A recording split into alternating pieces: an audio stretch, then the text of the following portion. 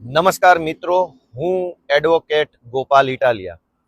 ગઈકાલે આખા ગુજરાતે જોયું કે રાજપીપળાની અદાલતની બહાર શું બન્યું.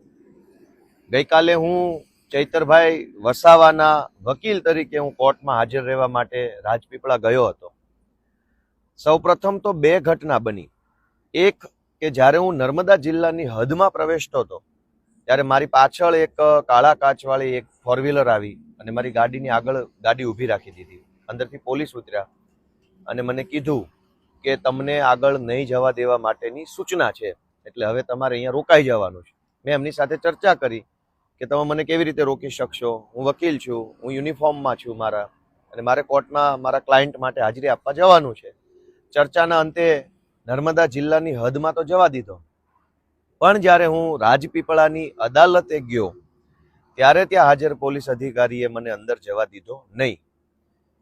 પોલીસ અધિકારી મને નામથી પણ ઓળખે છે, ચહેરાથી પણ ઓળખે છે, એડવોકેટ તરીકે પણ ઓળખે છે અને બધી જ ખબર છે કે આ વ્યક્તિ કોણ છે. તેમ છતાંય માત્ર એને જે કાંઈ ઉપરથી સૂચના મળી હોય અથવા ન મળી હોય તેના કારણે એમણે મને રોકવાનું ગેરકાયદેસરનું કૃત્ય કર્યું છે. મેં એમને ખૂબ આજીજી કરી કે તમે મને રોકી શકશો નહીં, અદાલત એક જાહેર જગ્યા છે.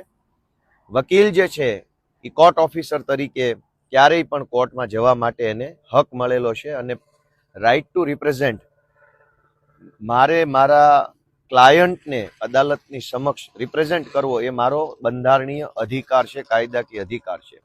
આ બધી જ વસ્તુ પોલીસને ખબર હોવા છતાંય પોલીસે કાલે મને રોક્યો, અને મને નહીં, આ સિવાય અન્ય બીજા વકીલને પણ પોલીસે રોકવાનું કામ કર્યું.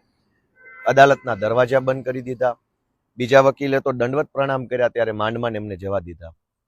આ સમગ્ર ઘટનાની સૌથી પહેલા તો હું જે બાર એસોસિએશનનો સભ્ય છું, મેમ્બર છું, એવા ગુજરાત હાઈકોર્ટ એડવોકેટ્સ એસોસિએશન એટલે કે ટૂંકમાં ઘા, એ ગુજરાત હાઈકોર્ટ બાર એસોસિએશનને મેં મારી લેખિત ફરિયાદ આપી દીધી છે. આ સિવાય ગુજરાત રાજ્યના પોલીસ વડા ડીજીપી એમને પણ મેં મારી લેખિત ફરિયાદ આપી દીધી છે.